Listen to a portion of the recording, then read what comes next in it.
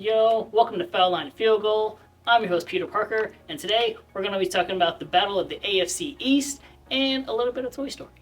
Let's get into it. Let's move on to the biggest game of the season. It was the Buffalo Bills and the Miami Dolphins. So we know that last week Miami put a big 70-piece on the Denver Broncos. That did not happen this week.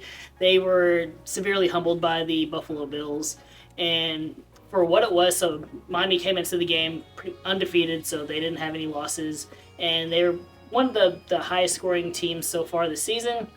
And Buffalo came in having lost week 1 to the Jets, and then they've kind of been on a winning streak, kind of getting things together and getting things focused. So this particular game was pretty much to kind of assert dominance and pretty much establish the hierarchy of who's going to be top team in the AFC.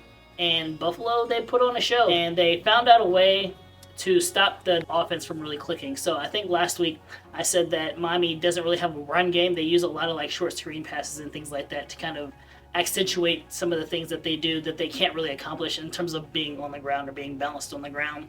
And Buffalo, they said, okay, yeah, we'll give you that, but they didn't allow execute how they really wanted to execute. And I think that was kind of the biggest thing, the biggest takeaway. So far, again, when you put up 70 points against any NFL team, you're kind of making a statement that says a lot. It's a historical thing.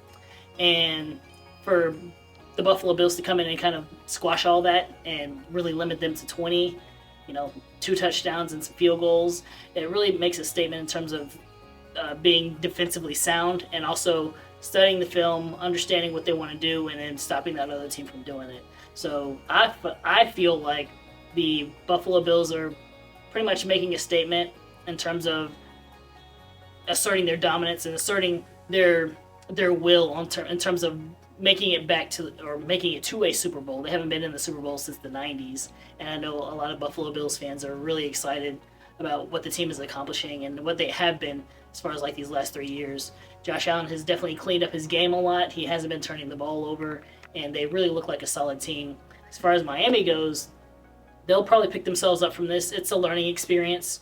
They understand their flaws. They know that they don't have like the greatest defense. They know that they're a little bit limited in their run game, but they'll probably figure out some creative ways to hide or mask some of those deficiencies and continue to be competitive and compete in terms of trying to win that division. Again, they're behind the 8 ball now because they just lost to the Buffalo Bills. As long as they're making it into the playoffs, they still have a shot to get to the Super Bowl. And I think in terms of how the AFC is stacking up, I feel like the Buffalo Bills are at the top right now, and then you've got the Kansas City Chiefs, and then you've got the Miami Dolphins. So they're all right there, kind of packaged together.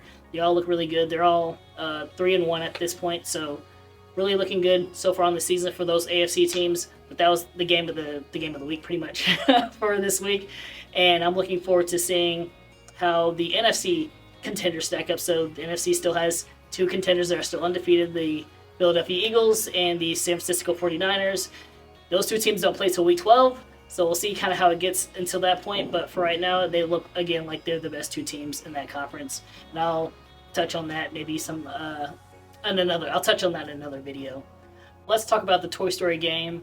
It was actually for London. This is the first London game of the season. It's between the Atlanta Falcons and the Jacksonville Jaguars. Jacksonville kind of, I guess, claims London as their home now, home away from home.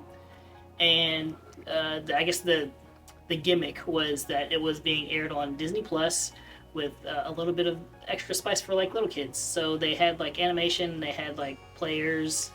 It wasn't like Toy Story players, but it was like players that are animated like Toy Story characters.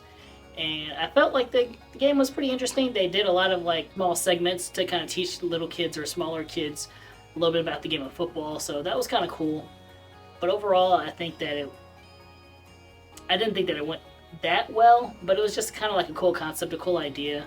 I think last year Nickelodeon did something with like a playoff game or something like that. So kind of like a similar thing, just a little bit different, except this case it was entirely animated. So good job to them for kind of coming up with a way to get a younger audience more integrated with the football. So, but as far as the game goes, the game was not great. It wasn't very entertaining. It was a low-scoring game. The Jacksonville Jaguars did beat the Atlanta Falcons 20-7, I believe. So, very low-scoring game. And Jacksonville, they haven't been great this year. Both teams are now 2-2. So Jacksonville got a win. They went up to 2-2. Atlanta Falcons got a loss, and now they're at 2-2. So I think both teams, as far as like where they are, still kind of trying to feel things out for the season.